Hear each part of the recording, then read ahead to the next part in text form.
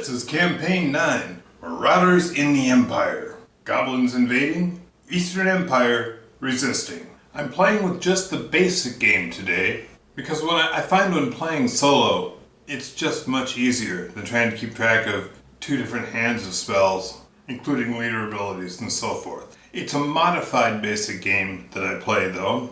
I call it my smooth rules, because I do include lairs, but there are no treasures in lairs. You can simply sack them for the gold. The goblins set up first. They of course build nothing, because they move first and they don't want to give anything away.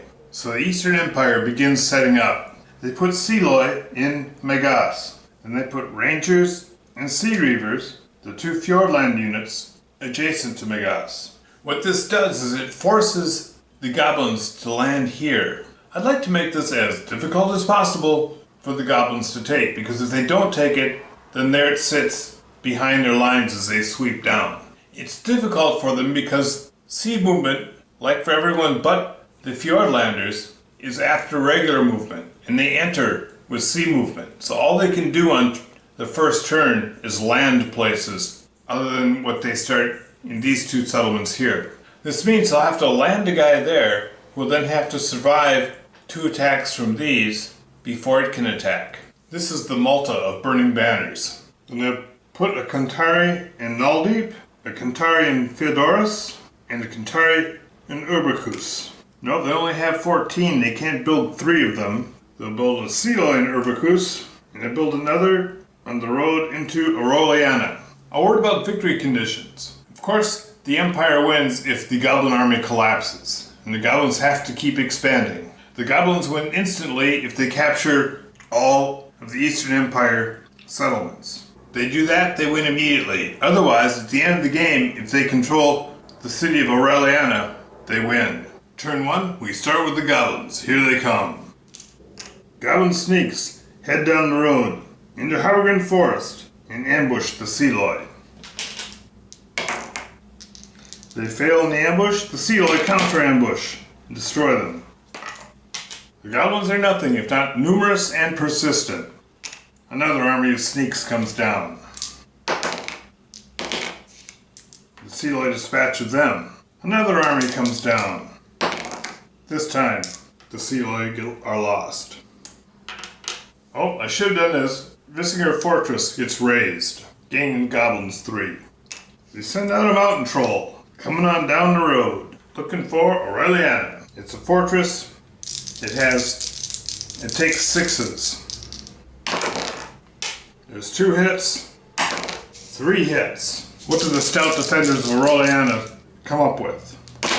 1 hit. Giving them 2 hits, Aureliana falls. Of course, the mountain trolls are huge. They raise it, and there's no money received. More goblin sneaks are built in Rukenheld. They can move 4, 5 if moving on roads. 1, 2, 3, 4, 5. They attack Gallianus. No, Gallianus rolls 2 dice because it's in the mountains. No. And now this stops the goblin assault because there's a goblin army here and the goblin army cannot get here or here, so Gallianus holds. Now hobgoblins issue of Rukenheld and assault Theodorus. It's a fortress, it takes 6s. They get 1 hit. But there are Kantari defending it. They get 2 hits. The hobgoblins are reduced. A host of plague flies descend. They got 1 hit, the Kantari. Get no hits and they are reduced. More goblin sneaks are sent out from Rukenheld. Hill trolls come down. More goblin warriors issue forth from Rukenheld. The goblin turn ends. The revolt die is a 1. It is a season of fire and terror. The Empire threatens to disintegrate, plus 4 revolts. The revolt track climbs to 6, but with the crisis at hand, they can do nothing about it. They spend their precious resources defending Gallianus. They spend 2 building the Rangers up, and the Rangers move 1, 2, 3, 4, 5 by sea. Now, they're going to hold right there in the woods. They use the rest of their slender funds descend in clouds of escatory. That ends the Empire's turn. We move on to summer. And now it's the goblins. First they must pay 1 for Rukenheld. And then we reset the armies for this turn. The hill trolls descend on Urbicus. 1 hit. The Seeloy defend. No hits. And they pillage. The goblin sneaks attack Nulldeep. Though they take damage, the Kantari hold the town. The never-ending supply of goblins keep coming at them.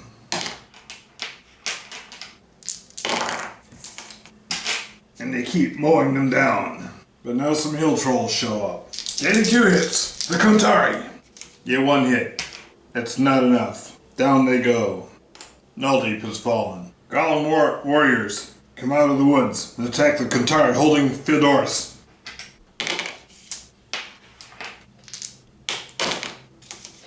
The Kantari hold out heroically. More goblin warriors. Still the Kantari hold. And finally, seeing the goblins all cut down, the hobgoblins, though they're damaged, charge in. Getting 2 hits, the beleaguered Kantari fall. That's 3 settlements they've taken this turn. The goblin coffers are filling up. Plague flies head south. Flying over the river and ignoring it, they attack the Escritoi. They get hit. How do the Escritoi respond? Poorly.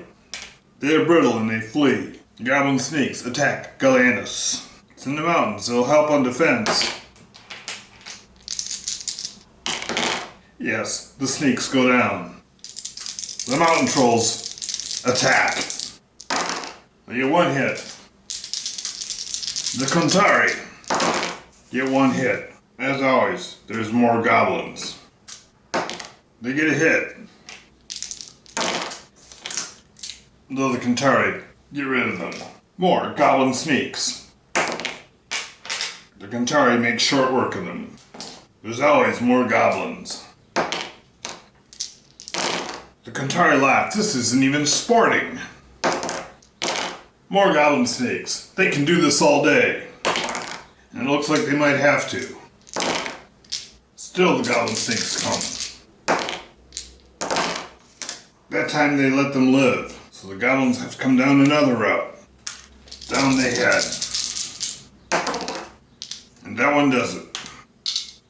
They loot it, add another control marker. And now the lands they've conquered are so far back, they have to stop to rebuild. If you can call what goblins do rebuilding. Let us see how the revolts go for the Empire this turn.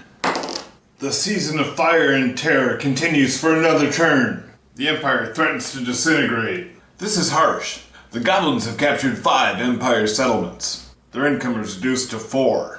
Fortunately, there's only 1 goblin unit adjacent to Prisian, so it's not since it's a port, it takes 2 to siege it. Since it's not sieged, they can build some Kantari there. With the last gold, they build an Escritoi in Babel's Bay at Fort Casting. The Fjordland Rangers attempt to recapture Urbicus.